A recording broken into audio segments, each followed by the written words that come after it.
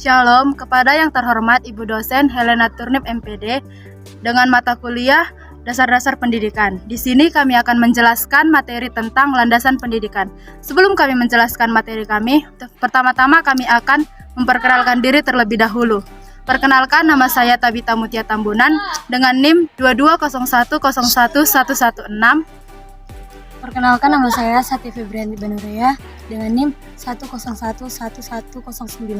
Perkenalkan, nama saya Sri Dewi Taboruk Bagirsang dengan NIM 2201112. Baik, di sini saya akan menjelaskan tentang pengertian landasan pendidikan. Landasan pendidikan merupakan dasar atau fondasi yang menjadi pijakan dalam pengembangan sistem pendidikan. Landasan pendidikan ini merupakan satu konsep atau pandangan yang menjadi dasar dalam pembangunan dan pengembangan pendidikan di suatu negara atau daerah. Landasan pendidikan juga merupakan tumpuan dasar atau asas konseptual yang menyelubungi pendidikan secara keseluruhan. Biasanya yang dibahas terkait dengan landasan pendidikan ini adalah hakikat manusia sebagai makhluk pembelajaran, situasi proses, perubahan sosial, aliran pelaksanaan, hingga permasalahan-permasalahan pendidikan.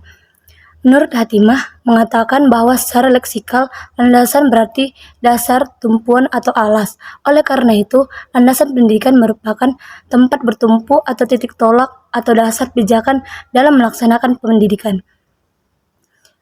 Fungsi landasan pendidikan dari uraian di atas, kita dapat menyimpulkan bahwa landasan pendidikan memiliki fungsi khusus yang ingin dicapai. Beberapa fungsi landasan pendidikan adalah sebagai berikut. Sebagai pijakan utama yang kokoh dan adil untuk memastikan keadilan pendidikan seperti dalam dasar hukum pendidikan. Barometer utama untuk memastikan kualitas pendidikan yang terarah sesuai dengan kebutuhan dan tujuannya. Landasan perlindungan hukum untuk menjaga keadilan dan kemeratan pendidikan. Adapun tujuan landasan pendidikan, tentunya landasan pendidikan juga memiliki hasil yang ingin dicapai melalui kajian dan pengaplikasiannya. Tujuan dari landasan pendidikan adalah sebagai berikut. 1. Pendidikan menjadi hak seluruh manusia tanpa syarat apapun. Pemerataan pendidikan baik dari segi kualitas maupun kualitas bagi seluruh manusia. 2. Terjaganya hak pendidikan bagi seluruh kalangan tanpa terkecuali. Pendidikan berfungsi sebagaimana mestinya, yakni memajukan dan membantu manusia untuk tidak disalahgunakan untuk hal yang negatif. Contoh landasan pendidikan di Indonesia.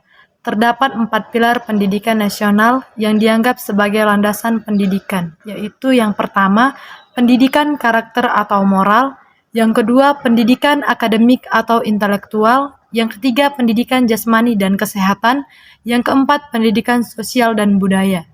Adapun ciri-ciri landasan pendidikan di Indonesia, yaitu yang pertama merupakan dasar atau pijakan utama dalam pengembangan sistem pendidikan, baik di tingkat nasional maupun daerah. Yang ketiga, berisi nilai-nilai filosofi dan prinsip-prinsip yang menjadi landasan pembangunan dan pengembangan pendidikan. Yang ketiga, menjadi pandangan atau konsep yang digunakan sebagai pedoman pembentukan dan pengembangan kurikulum, sistem pembelajaran, dan penilaian hasil belajar. Yang keempat, dapat berubah dan berkembang seiring dengan perubahan dan perkembangan masyarakat, budaya, teknologi, dan lingkungan sosial yang ada di sekitar pendidikan.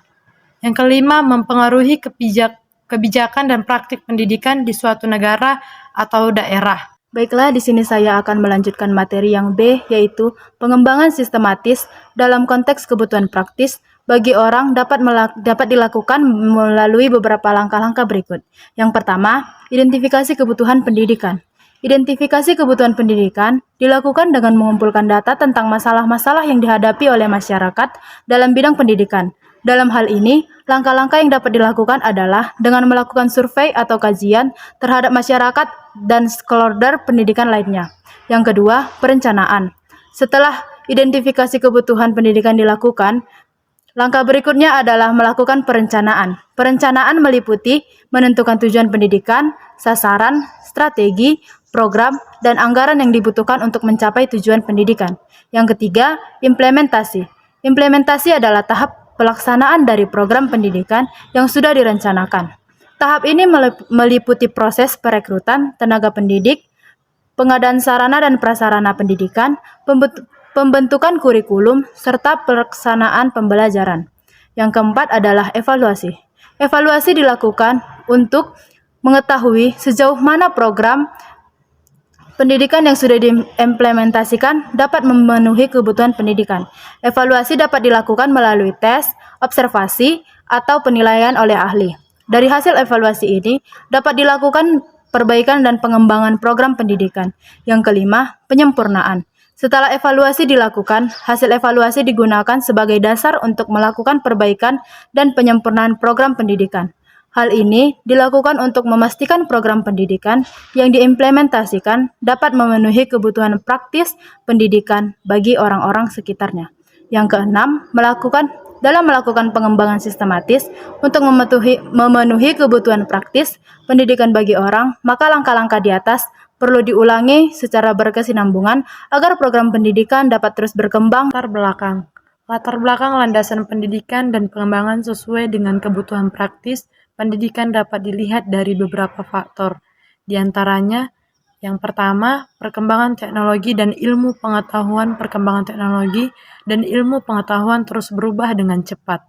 Oleh karena itu, landasan pendidikan dan pengembangan harus selalu mengikuti perkembangan ini, sehingga siswa dapat memperoleh pengetahuan dan keterampilan yang relevan dengan zaman.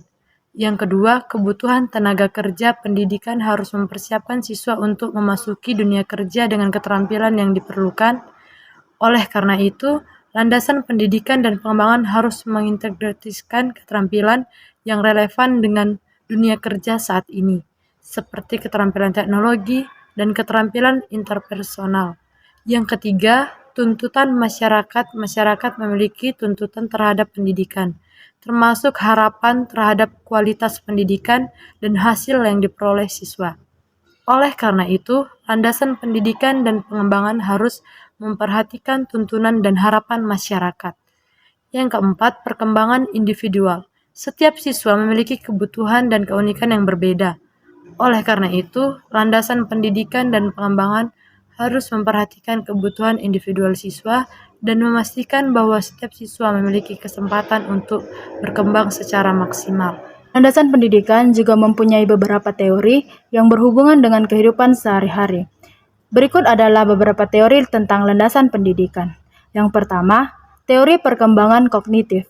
Teori ini ditemukan oleh Jean Piaget yang mengatakan bahwa anak-anak melewati tahap-tahap perkembangan kognitif yang berbeda-beda. Konsep-konsep yang diperoleh pada satu tahap membantu membangun pemahaman pada tahap berikutnya. Yang kedua, ada teori kognitif sosial. Teori ini dikemukakan oleh Albert Bandura yang menekankan bahwa belajar melalui pengamatan dan interaksi sosial sangat penting dalam pengembangan kognitif dan perilaku anak-anak pada masa sekarang. Yang ketiga, teori perkembangan moral. Teori ini dikemukakan oleh Lawrence Colbert yang mengatakan bahwa anak-anak melewati tahap-tahap perkembangan moral yang berbeda-beda.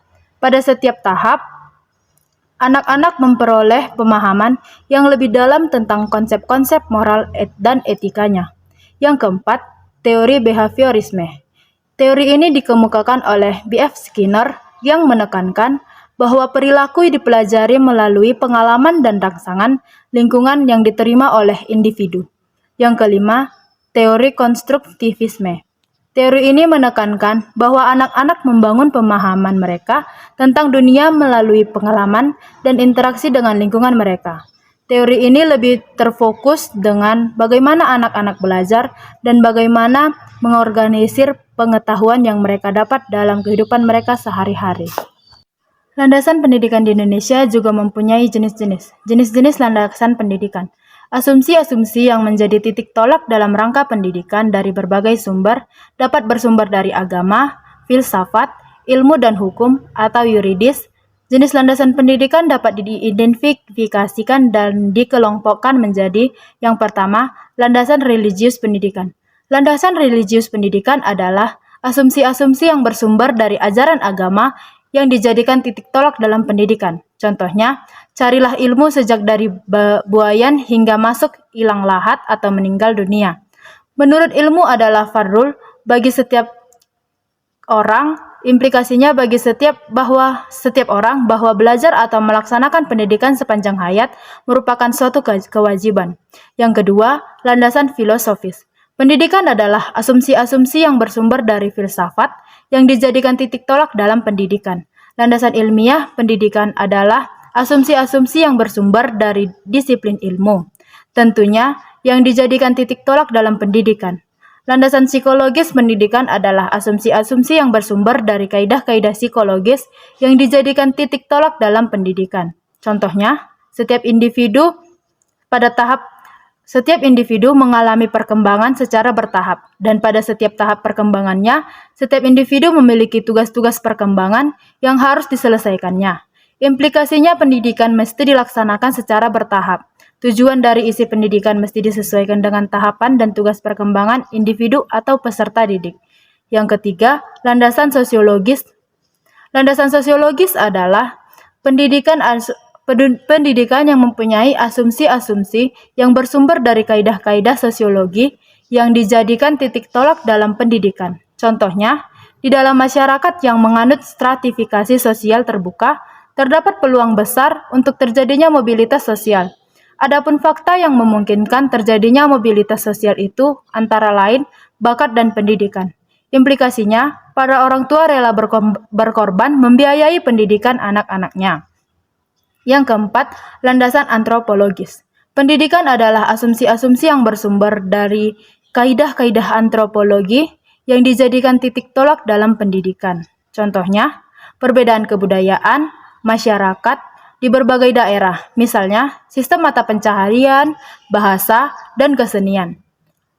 Mengimplikasikan perlu dilakukan di berbagai kurikulum muatan lokal.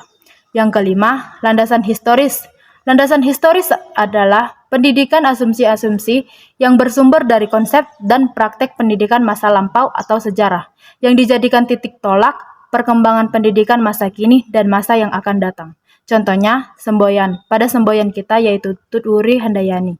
Sebagai salah satu peranan yang harus dilaksanakan oleh para pendidik dan dijadikan semboyan pada Logis Depkinas adalah semboyan dari Ki Hajar Dewantara yang disetujui hingga masa kini untuk masa yang akan datang karena dinilai berharga. Yang kelima, landasan hukum atau yuridis.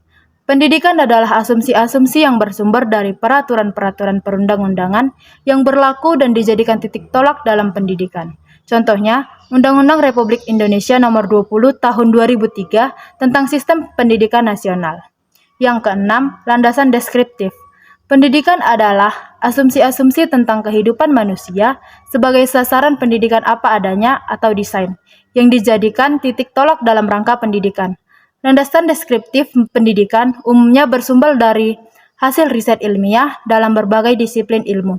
Sebab itu, landasan pendidikan deskriptif disebut juga sebagai landasan ilmiah atau landasan pendidikan faktual pendidikan landasan. Deskripsi pendidikan antara lain yaitu meliputi yang pertama, landasan psikologis pendidikan, yang kedua landasan sosiologi pendidikan, yang ketiga landasan antropologi pendidikan. Kesimpulan dari materi di atas membahas tentang sejarah dan konsep dasar pendidikan dari sudut pandang para filsuf dan pemikir pendidikan. Ini juga membahas tentang perbandingan antara pemikiran pendidikan klasik dan baru. Pemikiran pendidikan klasik cenderung menekankan pada pembelajaran bahasa, sastra, dan klasisme. Sedangkan pemikiran pendidikan baru cenderung menekankan pembelajaran yang lebih kontekstual dan terkait dengan menekankan pada pembelajaran bahasa dan sastra. Hal ini dapat membantu kita memahami perkembangan pendidikan dan bagaimana pendidikan dapat dikembangkan secara efektif dan kontekstual dalam menghadapi tantangan masa kini dan masa. Sekian penjelasan dari kelompok kami mengenai landasan pendidikan. Jika ada kesalahan kata, kami mohon maaf. Terima kasih. Shalom.